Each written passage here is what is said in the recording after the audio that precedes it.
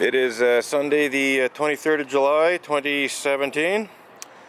I'm in front of the Unitarian Church of Montreal, just starting up my alternative spiritual practice of protesting against a variety of Unitarian Universalist injustices, abuses, and hypocrisy, which include, but are by not limited to, child sex abuse committed by Unitarian Universalist clergy and also Unitarian Universalist Sunday school teachers, to say nothing of ordinary Unitarian Universalist lay people, and the fact that Unitarian Universalists go to considerable lengths to cover up and hide the child sex abuse that occurs within their religious community. So that's what this chalk slogan's about, and we'll walk up the other way there and have a look at a couple of the other ones I laid down. They're more generally termed. So, got some people walking along here.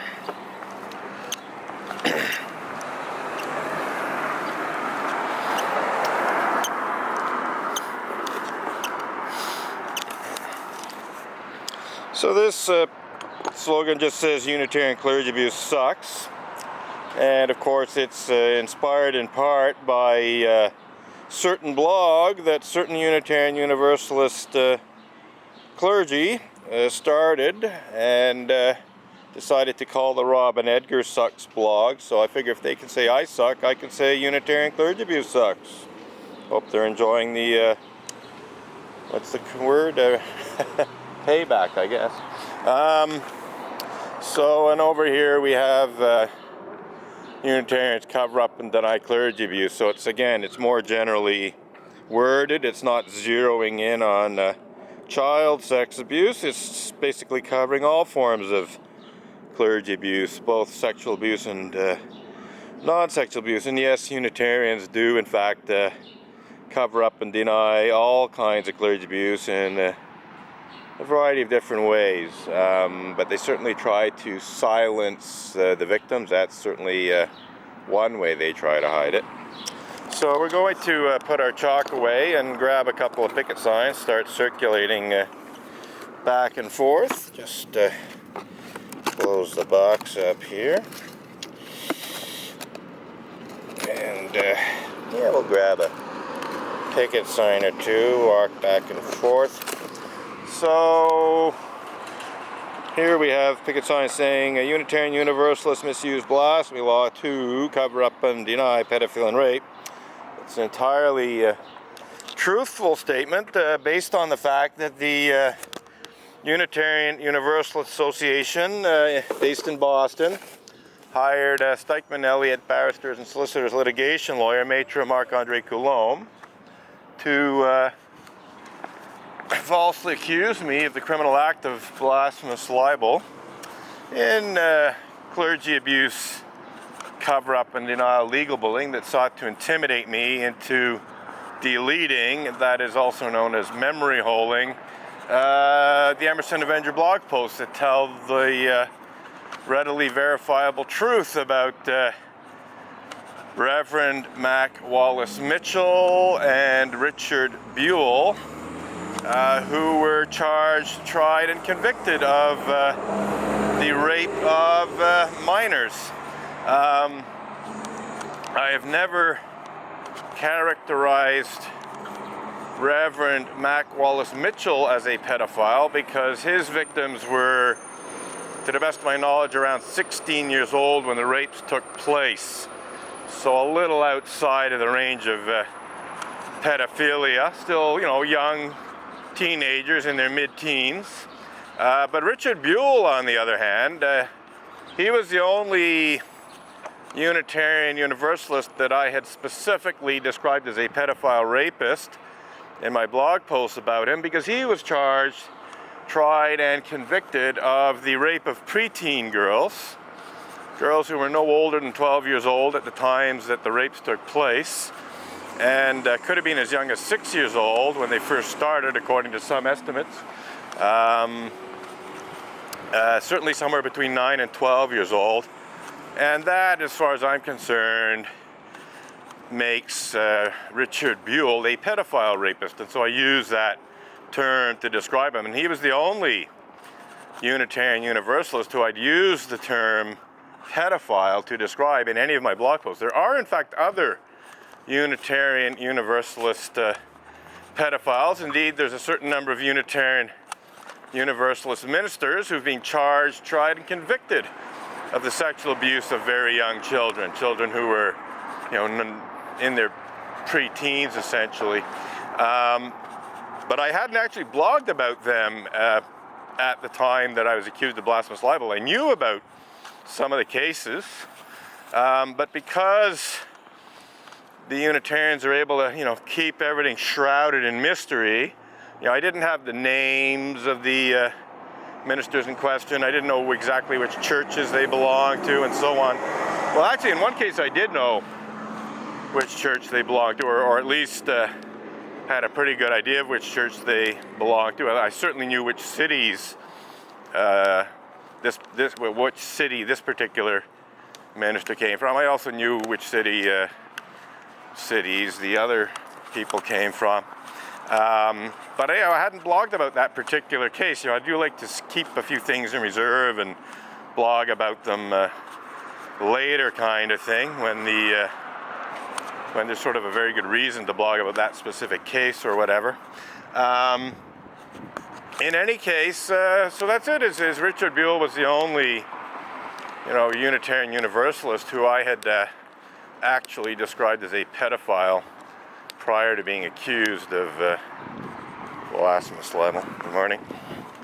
I got a very nice smile from the young lady looking at my chalk slogans and picket signs. So she's going to come to us? Anyhow, the strange thing about Richard Buell is that, to the very best of my knowledge, he was not and never was a Unitarian Universalist minister. So pretty sloppy legal work on the part of the Unitarian Universalist Association's lawyer, Maitre Marc-Andre Coulombe, to accuse me of making unfounded and vicious allegations to the effect that ministers of the association engage in such despicable crimes as pedophilia and rape, because that's an exact quote from his cease and desist demand letter that he had me served with in June of 2012. Nothing unfounded about my allegations. And then the strangest thing is, as I said, to the best of my knowledge, Richard Buell was not actually a Unitarian Universalist minister. So maybe Maitre Marc-Andre Coulombe knows something about Richard Buell that I don't, but I think he's actually just didn't do his research before accusing me of blasphemous libel. And I think it's actually fair to say he didn't do his research in terms of making the mistake of doing exactly that, because in accusing me specifically of the criminal act of blasphemous libel for allegedly making unfounded and vicious allegations to the effect that ministers of the association engage in such despicable crimes as pedophilia and rape, Maitre Marc-Andre Coulombe was essentially accusing me of blaspheming against the Unitarian Universalist religious community by criticizing pedophilia and rape committed by Unitarian Universalists. And what it comes down to is that in doing so, he essentially suggested, unwittingly, that Unitarian Universalists hold such despicable crimes as pedophilia and rape to be sacred and holy to Unitarian Universalism.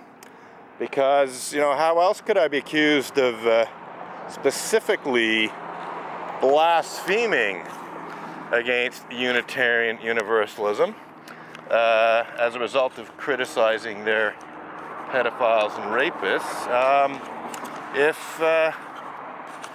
if pedophilia and rape weren't sacred and holy to Unitarian Universalism. So a bit of a legal blunder there on the part of Maitre Marc-Andre Coulombe. C'est une manifestation contre les abus du clergé, etc. Les abus des... Clergé, Que veut dire? des pasteurs, Ah, les pasteurs. pas le pasteur ici, mais dans la religion, oui. Ce sont juste les chrétiens ou les musulmans? Quoi? C'est qui? Quel C'est groupe? l'église ici, l'église unitarienne de Montréal, la religion unitarienne universaliste. Ils ont des problèmes d'abus de clergé, etc. Toutes les religions ont ce problème-là, mais l'église unitarienne, Juste ici, pas juste ici, comme j'ai dit. les catholiques. C'est ça. Toutes les religions ont des pasteurs Inclus les musulmans? Oui, certainement, oui. C'est bien. Ouais. Non, toutes les religions ont... Tu es seul? Quoi? Tu es seul? Oui, je suis seul. Ah, tu fais la protestation seul? Oui, ça va très bien comme ça. Ah, ok. C'est plus léger. Moins de problèmes.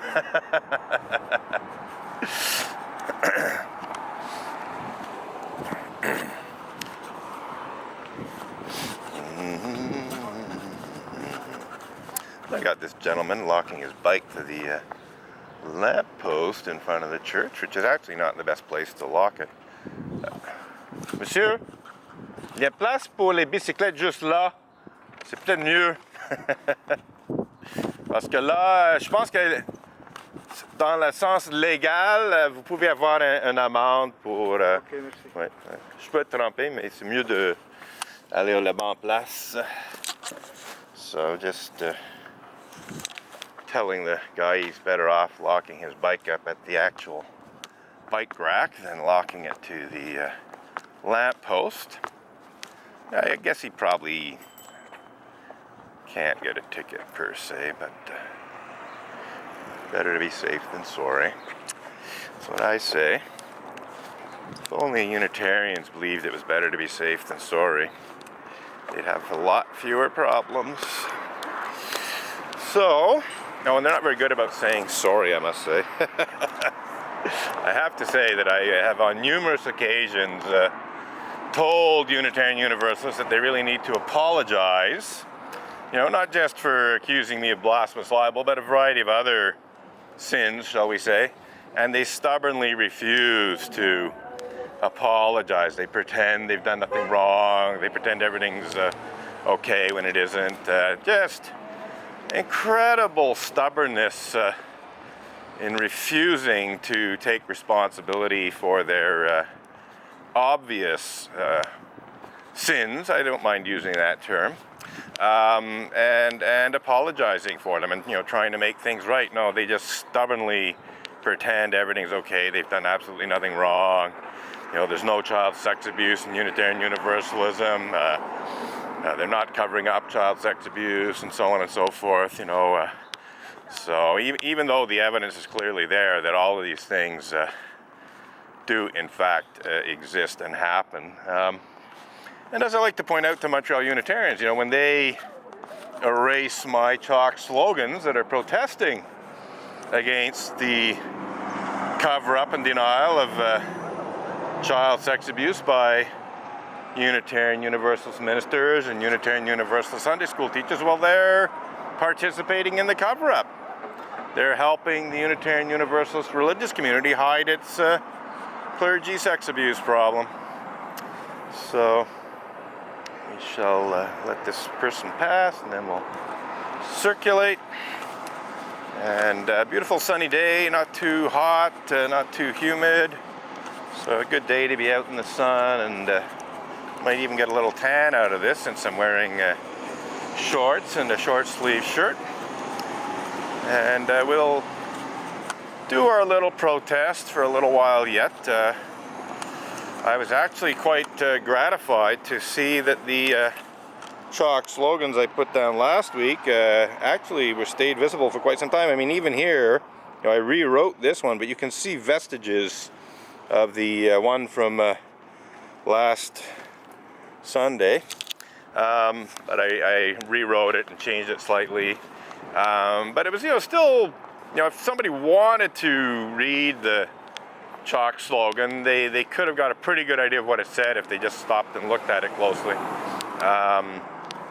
So it was nice to see that they weren't erased by Montreal Unitarians as they normally do. Maybe they're learning that, well, by erasing my shock slogans, it does make them complicit in the cover-up and denial of all kinds of clergy abuse. Not that they aren't already involved in it in some ways, but we shall see. But they're very slow learners, I must say. I must say they're very slow learners.